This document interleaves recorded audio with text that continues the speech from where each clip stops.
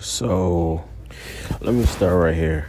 I wanna I love Cheyenne Sellers game, Aurora, Ohio. She to me, out of all the women I've seen play, she has the most, like, you be like, whose style reminds you of the NBA, or whose style reminds you of the men's game? Her style reminds me of the men's game. Like, it's some women, it's like nice, but it's like still not what I just said. Like it's good in this realm and it can dominate in this realm, but it's not the, I would say, like it's not totally. I'm trying to be politically correct. It's not totally refined yet. And I think Sellers has a refined offensive game and a refined defensive game in regards to her approach. I'm not saying that she's averaging crazy points or crazy numbers. It's something that you just have to watch. And when you see how fluent she moves just like the guys. When you see how fluent she shoots, her form, like, it's just fluent. It's not like that set shot. Like, I feel like when the women's game go to the next level, you'll see less and less of the set shot. Now, I understand for some they're shorter, so it's, that still may be for shorter players, strength and stuff like that. But for like the taller players that are like NBA size, like you have a 6'4" Steph Curry, 6'4", like you should be shooting fluent and moving fluent like Steph Curry. But it's gone. I think that's coming. But she's what that looks like. Like, if you watch her play defense and you watch her play offense,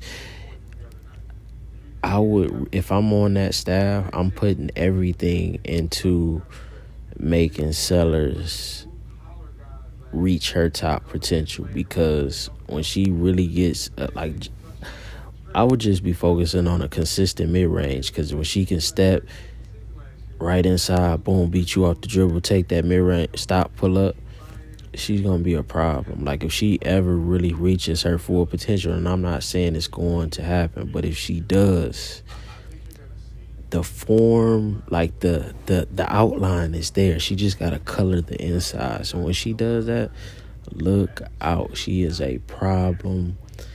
The mentality is there, the toughness, the effort, everything is there. She just got to color the inside. So once she does that and is consistent with it, she already has, like, she's the evolved form, like the outline of her, like her movement, her presence is just so fluent, and it looks just like the male game. So shout out to Sellers, man.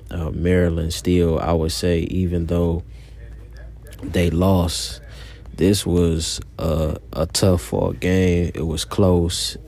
Third quarter is where it went crazy. Everybody seen the scuffle, and South Carolina just turned the oven up at that point, and they started pressing. It got real fast, and it got, real spooky real quick. But prior to that, the zones they were running was solid. It was just like a 10-point game. They was doing a good job with Aliyah Boston.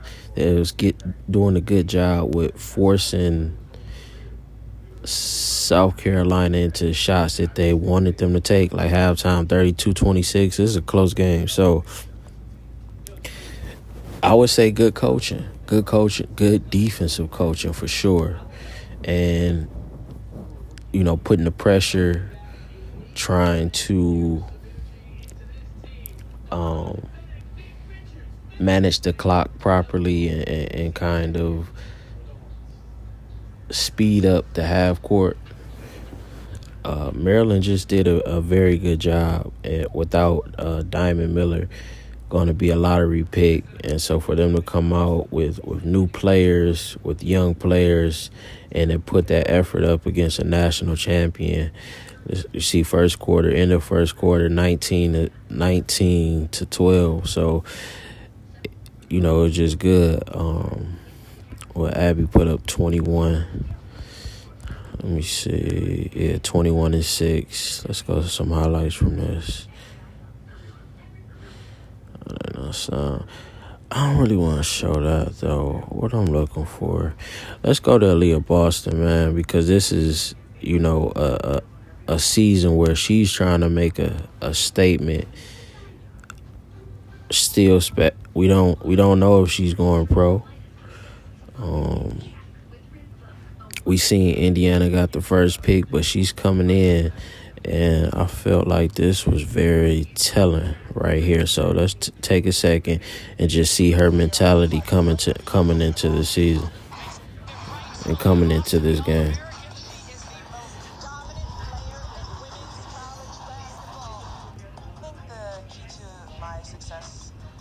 South Carolina, first and foremost, is definitely God, because He's blessed me with this opportunity and opened all these doors, but also and we seeing right there, like, she's rooted. She's coming right out. She's not, arrogant. She knows how to speak properly. I think more brands need to be behind her. I see Caitlin Clark getting deals. I see Bronny getting deals. I see Juju getting deals. Aliyah, to dominate in the way that she has, she deserves more deals and more respect. I think if Caitlyn was doing what Aliyah was doing as far as winning and sweeping all the awards, you talking about sponsors and NIL, record setting stuff. She needs to be setting records. She just carries herself the right way. There's no excuse. It's always being said like, oh, this person is too ghetto, or it's always that they're too loud.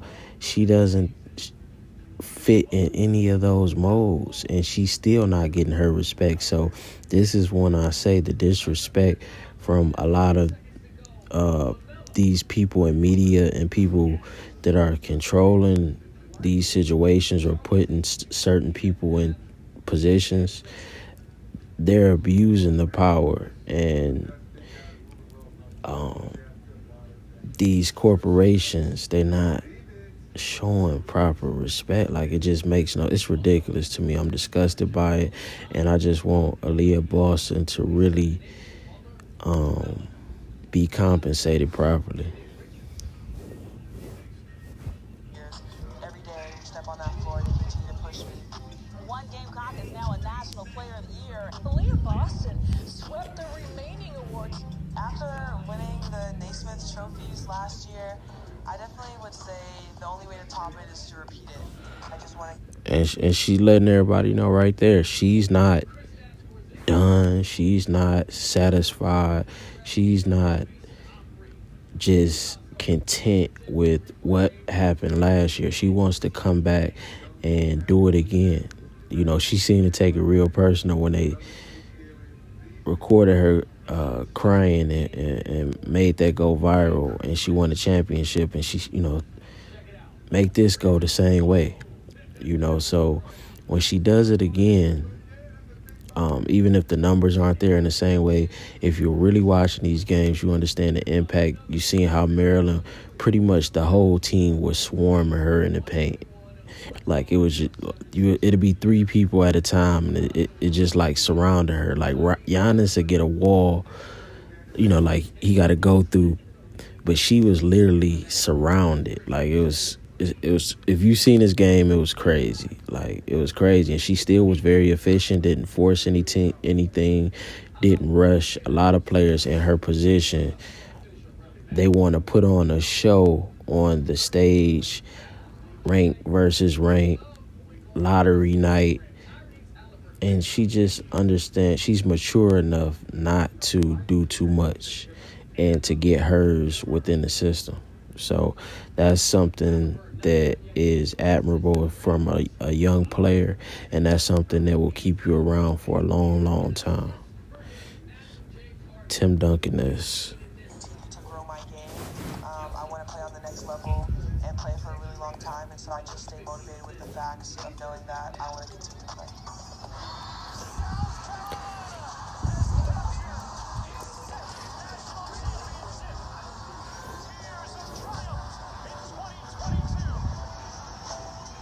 I mean, growing up, before you even pick a school that you want, your dream, no matter which school it is to bring home a national title back for your school. And so to be able to do that, it was honestly amazing. I mean, sometimes I'm like, wow, we really did that. And that's still our goal, to be the last team standing at the end of the tournament this year.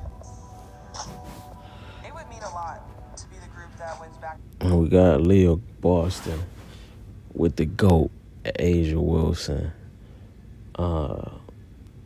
She built South Carolina, and Aliyah Boston's continuing the legacy. So let's get back into it. National championship in Gamecock history, because this is what we want. We all want another national championship. We're just gonna continue to push the freshmen, push the sophomores and the underclassmen, just continue to be great, because we know the system, and just making sure that we do what needs to be done. All right, now I want to get into some highlights, so let's go over here. I ain't really got too many on here, but I think this is a block right here. Oh no, it's just a good hustle play. Let's go down. I think this is the block on Sellers. They just so, like, South Carolina just so long. It's like, even if Aliyah ain't in the game, it's so many athletes. It's so much. It's going to be tough knocking them off. If a team is going to do it, it's going to be tough because they just so big. When they big, they skilled, they understand the game. You can't really rush them. Like, it's just a smart all-around team. They gritty.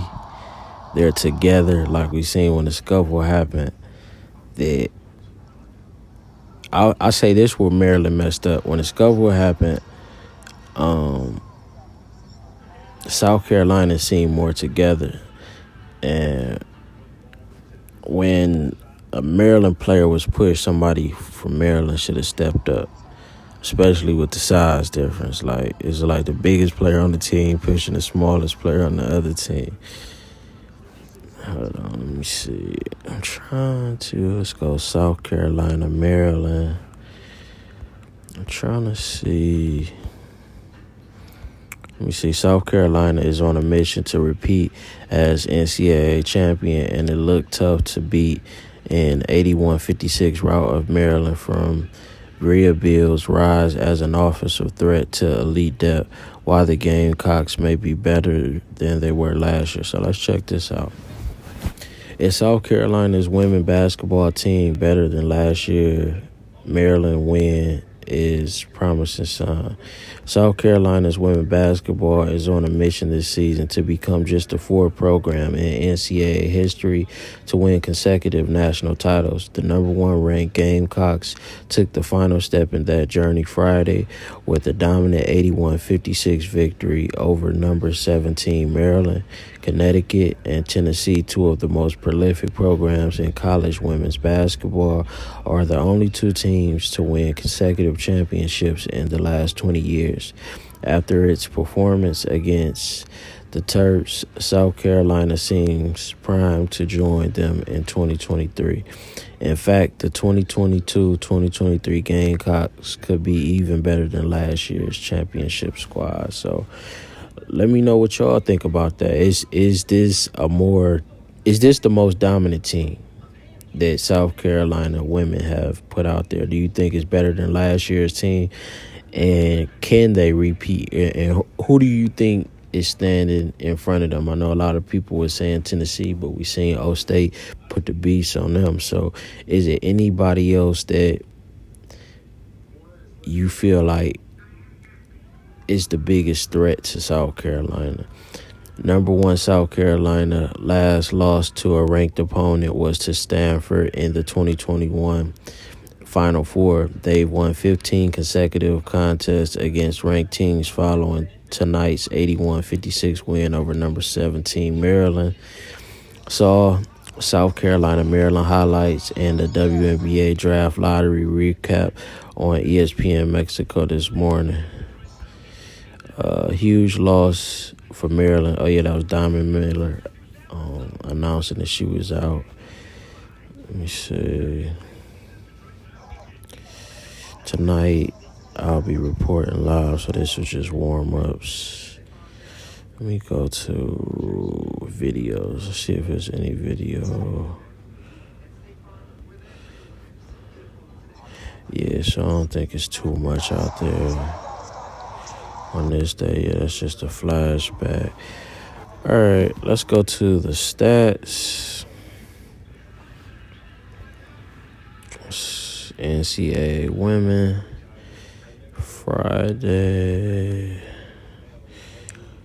Okay, here we go right here. 81-56 final score. So, Aliyah Boston, 7-8. Like I said, with triple team defense pretty much the whole game, she still, was very efficient. 7-8, 2 or 3 from the line, 13 rebounds, 16 points, 2 assists, 1 block. Now, South Carolina turned it over. This how good they are. They turned the ball over 20 times to 13, and still smoked them. But the rebounds was just the difference. You can't teach size. 55 rebounds to 32, but don't let the score fool you. Maryland still impressed me a lot with this game. Myers had 21, 2 of 6 from 3, 9 of 23. Sellers, she might be my second favorite player behind Angel Reese. That's why I'm going to still keep up with Maryland, because Sellers. So I just love Sellers' game. I love her effort every night. So I'm gonna stay tapped in with Maryland. This won't be my last time covering them. Cook had 18. Let's see what she do. 4 of 14. Bill was 3 of 7 from 3. She had 9. Saxton had 4 points. Cardosa, 13 and 5. Let's see. Blocks. Who all had blocks? 2. Yeah, but overall, I would say it's a good game up until the third. Even after that, just seeing that fast pace and seeing how South Carolina turned it up, that still was good to look at. And just don't be fooled by the final score. Some games you just have to watch and to understand, like, oh man, it might have ended in what looked like a blowout, but that was a good game. So, and this was one of those situations. So shout out to Aliyah Boston. Shout out to Sellers. Shout out to Maryland. Good coaching scheme. I know I'm not fond of Maryland's coach. I felt, she was playing Angel Reese last season, coming off the bench and not getting the ball enough and stuff like that. But tonight, Maryland really showed some improvement from last season. So let me know what you think in the comments. Hit that thumbs up. I'm out.